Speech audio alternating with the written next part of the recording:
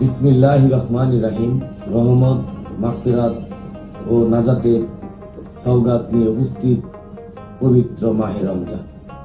আল্লাহ তাআলা বলেন, হে মুমিনগণ, তোমাদের উপর রোজা ফরজ করা হয়েছে যেভাবে তোমাদের পূর্ববর্তীদের উপর করা হয়েছিল, যাতে তোমরা মুত্তাকিন হতে পারো। সূরা আল বাকারা 183 নম্বর আয়াত।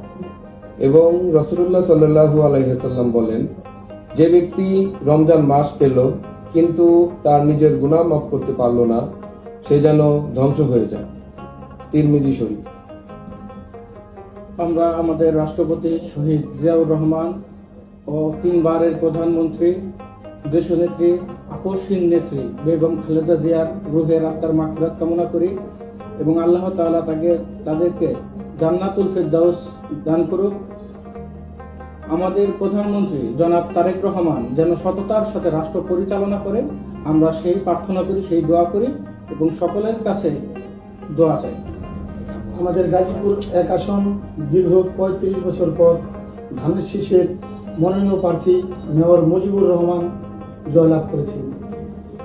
আমরা আল্লাহর প্রতি লাখো শুকরিয়া আদায় করি। আলহামদুলিল্লাহ। আমাদের কালিয়াকুরের মাটি ও মানুষের নেতা জননেতা জনাব মোহাম্মদ সাজিদুল আহমেদ ভাইয়ের পক্ষ থেকে আপনাদের সকলকে জানাই মাহে রমজানের শুভেচ্ছা।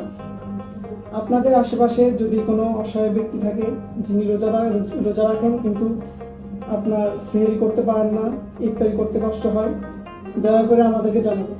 আমরা জননেতা জনাব মোহাম্মদ সাজিদুল আহমেদ ভাইয়ের পক্ষ থেকে সবসময় আপনাদের পাশে আছি ইনশাআল্লাহ।